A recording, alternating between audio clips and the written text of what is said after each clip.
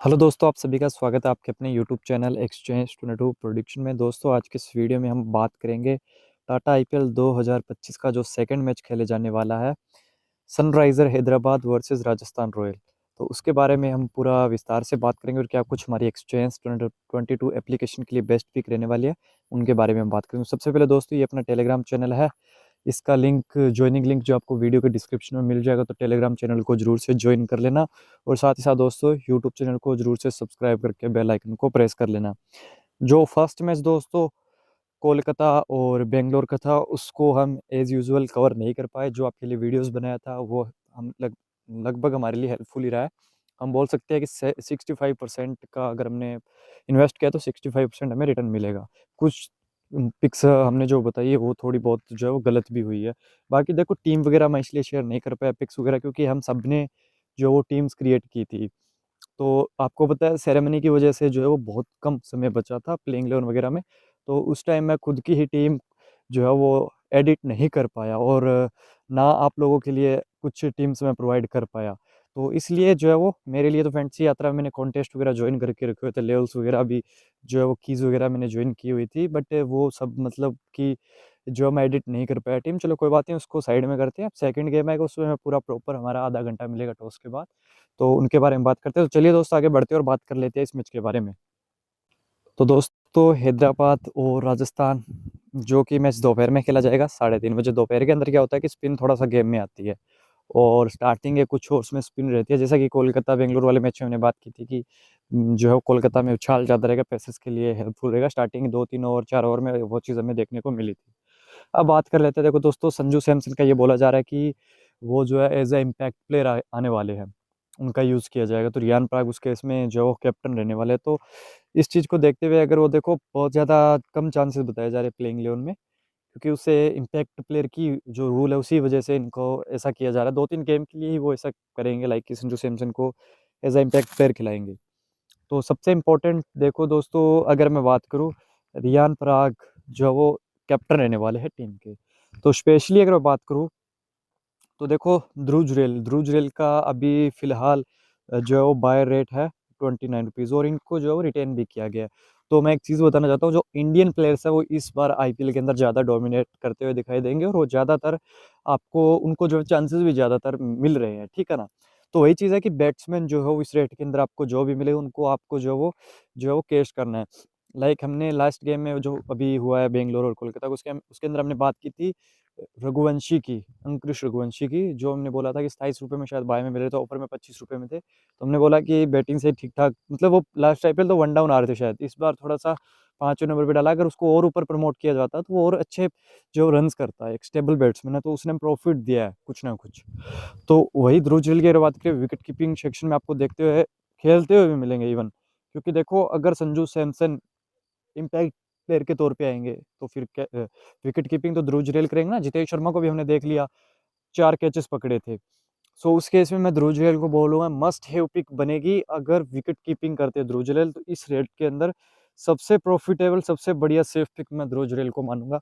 अभी से ही कुछ शेयर बाय कर लो, बाकी आपको पता लग ही जाएगा। कन्फर्म हो गई अगर ये न्यूज़, तो मैं इस वीडियो के अपलोड होते ही टेलीग्राम पे मैं पिक्स डाल दूँ, सॉरी, जो ये न्यूज़ होगी, तो मैं आपको डाल दूँगा टेक्स्ट के थ्रू कि जो है संजू सैमसन 110% इम्पैक्ट के तौर पे आएगा, और विकेट कीपिंग जो ध्रुव जुरैल करेंगे, क्योंकि सीजन बटलर तो है नहीं राजस्थान के पास, वो चले गए जीटी के पास। अब बात कर लेते हैं जायसवाल की। अब देखो, जायसवाल एक ऐसा प्लेयर है दोस्तों, जो कि इस सीजन में अगर हम 5 मैच भी लेके चले, तो 2 मैच ऐसे आएंगे जिसमें ये 50 प्लस स्कोर करके जाएगा। तो देखो, नो डाउट अच्छे प्लेयर है, जो अभी ताबड़तोड़ प्लेयर है ना अभी राजस्थान की तरफ से। अगर अच्छे प्लेयर्स की हम बात करें, हिटर प्लेयर्स की अगर हम बात करें, तो ध्रुव जुरैल नंबर फर्स्ट पे आते हैं। तो उस केस में मैं आपको ये बोल रहा हूँ कि ध्रुव जुरैल नहीं, यशस्वी जायसवाल। तो Yashasvi Jaiswal as a opener left handed batsman इस गेम के लिए इंपॉर्टेंट हो जाएंगे। और अगर आप इन पे एक अच्छा बजट लेके चलते हो, जो हम ग्राफिक स्ट्रेटेजी की बात करते हैं कि एक आध गेम में लॉस देगा, सेकंड गेम में लॉस देगा, तो थर्ड गेम में आप इस पे बढ़ा के भी पैसा लगाओगे, तो ये आपको अच्छा खासा रिटर्न देगा। तो यशस्वी जायसवाल भी बाय के लिए इंपॉर्टेंट हो जाएंगे, प्लस मल्टीबैगर के लिए भी बढ़िया चॉइस रहने वाली है। उसके बाद अगर मैं बात करूँ यहाँ से, जो बचे हुए player like Sanju Samson impact पे चले गए, ध्रुव जुरैल की हमने बात कर ली, जायसवाल की हमने बात कर ली। अब शिमरन हेटमायर, वनिंदु हसरंगा और रियान पराग। देखो फर्स्टली रियान पराग का थोड़ा सा रेट हाई है, और रियान पराग लास्ट सीजन में जो कमाल किया था, तो बहुत ज़्यादा मतलब इनकी हाइप बढ़ गई है। बट अभी स्टिल अगर हम बात करें, रियान पराग 41 रुपीज़ में मिल रहे हैं और वो ऑलराउंडर सेक्शन में है। अब देखो, अगर मैं बात करूँ वैसे भी, अगर एज अ बैटर भी आते हैं तो इनका बाय रेट लगभग यही होना था कि 38 बाय 34 है। अब कुछ रेट्स आपको देखने को मिला बड़ा है। लाइक देखो, बॉलिंग में तो लगभग मेरे को चांसेस कम लग रहे हैं। हालांकि जो अभी सीरीज वगैरह खेले थे इंटरनेशनल T20 की, वहाँ पे उन्होंने बॉलिंग की थी, तो उस केस में बॉलिंग भी कर सकते हैं। बाकी इनके पास बॉलिंग ऑप्शंस बहुत ज़्यादा है। तो यहाँ से अगर मैं कुछ सेल के ऑप्शंस आपको दूँ, थोड़े से ट्रिकी हो जाएंगे, थोड़े से रिस्की हो जाएंगे। बट अगर मैं दूँ ऑप्शंस वो, तो सिमरन हेटमायर थोड़े से रिस्की लग रहे हैं। उसके बाद नीतीश राणा की अगर मैं बात करूँ, ये थोड़े से सेफ लग रहे हैं मेरे को। तो 30 रुपीज़ में नीतीश राणा और 27 में और यहाँ पर हेटमायर, इन दोनों का डुओ बना के आप सेल कर सकते हो। लाइक मैं इक्वल मनी नहीं बोलूँ, इक्वल शेयर्स के अंदर आप इनको जो सेल कर सकते हो।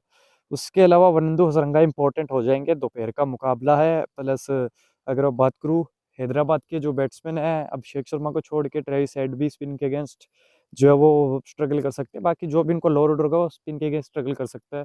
सो उस केस में मैं वनिंदु हसरंगा को थोड़ा सा ऊपर रखूंगा बायर कैटेगरी में, क्योंकि बैटिंग भी कर सकते हैं। और इस बार तो आपको पता ही है, डेप्थ थोड़ी सी, अगर जायसवाल को छोड़ दे, संजू वगैरह, तो थोड़ा सा मिडिल ऑर्डर जो है वो कमज़ोर है। पहले मिडिल ऑर्डर में क्या होता था कि टॉप 3 में अगर वन डाउन भी संजू आते थे, तो रियान पराग उसके बाद क्या कि स्टार्ट अच्छा मिलता था जायसवाल और बटलर से। बट बटलर के जाने से थोड़ी सी अनस्टेबल हुई है टीम, तो हसरंगा इंपॉर्टेंट हो जाएंगे यहाँ पर बाय के लिए। रियान पराग थोड़ा सा टफ है, फिलहाल थोड़ा सा रिस्की लग रहे हैं। बट यही है कि अगर इनका रेट 30 होता तो हम जरूर बाय करते। तो वही है कि उसमें भी डबल कर देना, 60 पॉइंट देते तो यहाँ पर 45 के। बट उस कंडीशन को मैं नहीं देख रहा हूँ, रेट को नहीं देख रहा हूँ।